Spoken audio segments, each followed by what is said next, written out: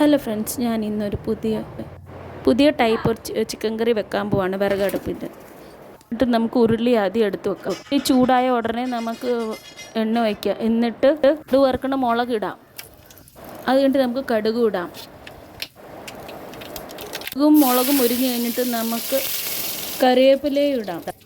ഇഞ്ചിയും വെളുത്തുള്ളി നമുക്ക് ഇടാം ചട്ടിയിൽ. ഇത് കഴിഞ്ഞാൽ നമുക്ക് ഇടാം, റോസ്റ്റ് ആക്കാം.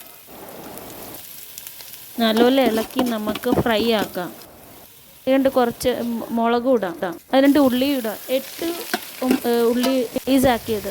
പാകത്തിന് ഉപ്പും ഇടാം. ഉള്ളി നല്ലപോലെ ഫ്രൈ കഴിഞ്ഞെങ്കിൽ നമുക്ക് 2 ടൊമാറ്റോ ഇടാം, കട്ട് ചെയ്തത്. റോസ്റ്റായി കഴിഞ്ഞ് കഴിഞ്ഞാൽ 4 സ്പൂണ് മല്ലിപ്പൊടി ഇടുക. അത് കഴിഞ്ഞാൽ മഞ്ഞൾപ്പൊടി ഇടുക. അത് കഴിഞ്ഞ് ചിക്കൻ മസാല ഇടുക 1/2 സ്പൂണ്. റോസ്റ്റ് ചെയ്ത എല്ലാ സൈഡിൽ ഇടുക. വെളിച്ചെണ്ണ ഒഴിക്കുക. പിന്നെ ചൂടായി കഴിഞ്ഞ് 5 സ്പൂൺ മുളക് പൊടി ഇടുക, മഞ്ഞൾപ്പൊടി ഇടുക. ചിക്കൻ്റെ പരിപാടി ഉപ്പ് ഇടുക ആവശ്യത്തിന്. 4 സ്പൂണ് മുളക് പൊടി ഇടുക. എന്നിട്ട് നമുക്ക് ചിക്കൻ മസാല 1/2 സ്പൂണും കൂടി ഇടാം.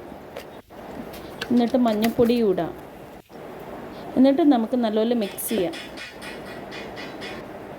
നമുക്ക് ഉരുളിയിലോട്ട് ഇടാം. നല്ലപോലെ മിക്സ് ആക്കിയിട്ട് വെക്കാം. എന്നിട്ട് നമുക്ക് കറിവേപ്പില ഇടാം. തിളച്ച് കഴിഞ്ഞിട്ട് നമുക്ക് കുരുമുളക് പൊടിയും കൂടി ഇടാം. ഇനി നമുക്ക് അടച്ച് വെച്ച് വേവിക്കാം.